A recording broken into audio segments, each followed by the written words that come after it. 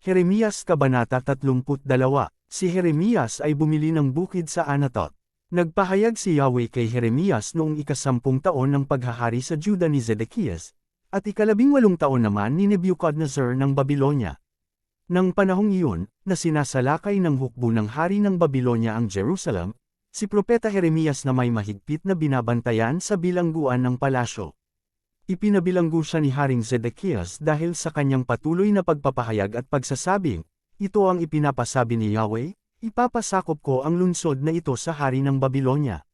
Si Haring Zedekias ay hindi makakaligtas sa mga taga-Babylonia, at ihaharap siya sa hari nito. Makakausap niya ito at makikita ng harap-harapan. Dadalhin siyang bihag sa Babylonia at mananatili roon hanggang sa muli ko siyang maalala. Kahit anong pakikipaglaban ang gawin ninyo, hindi kayo magtatagumpay laban sa kanila. Sinabi pa ni Jeremias, ito ang pahayag sa akin ni Yahweh, si Hanamel na anak ng iyong amaing si Sallam ay lalapit sa iyo upang ipagbili ang kanyang bukirin sa Anatot sapagkat ikaw ang malapit niyang kamag-anak at may karapatang bumili niyon.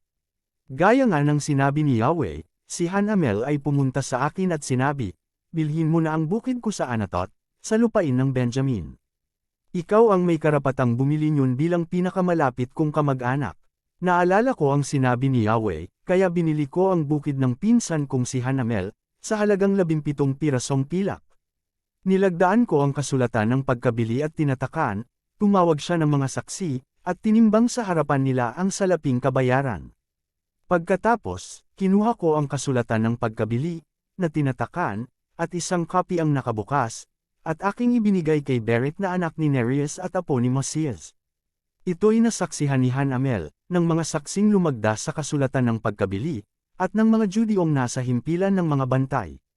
Sa harapan nilang lahat, tinagubilinan ni Jeremias si Berek ng ganito, ito ang utos ni Yahweh na makapangyarihan sa lahat, ang Diyos ng Israel, kunin mo ang mga kasulatang ito, ang tinatakan at ang nakabukas, at ilagay mo sa isang tapayan para hindi masira agad. Sapagkat ganito ang sabi ni Yahweh, darating ang panahon na muling bibilhin ang mga bahay, bukirin, at ubasan sa lupaing ito.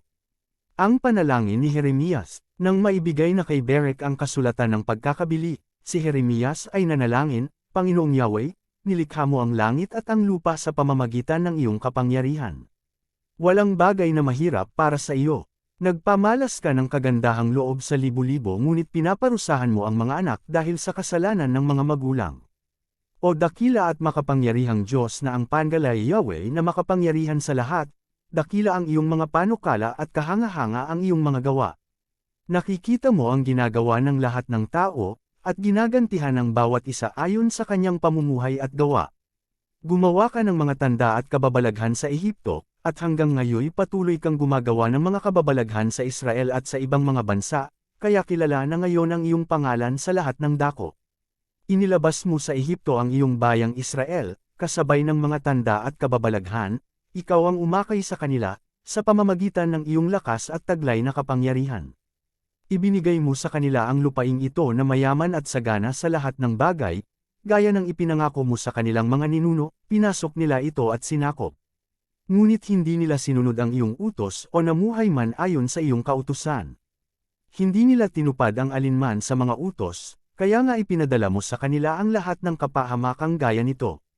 Seselekay na ang mga taga-Babylonia, marami ang masasawi sa labanan, sa gutom, at sa salot.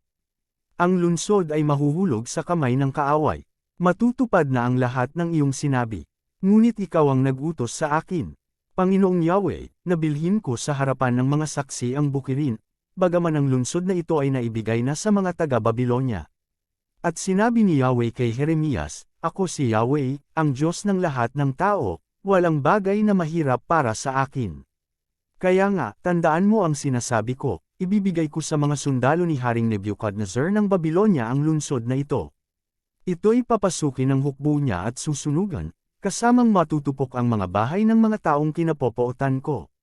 Sapagkat ang mga bubungan nila ay ginamit na sunugan ng insenso para kay Baal, at dito rin ibinubuhos ang mga alak na handog sa ibang Diyos. Buhat pa sa pasimula, wala nang ginawa ang Israel at ang Juda kundi puro kasamaan, kaya nagagalit ako sa kanilang ginagawa, ang sabi ni Yahweh.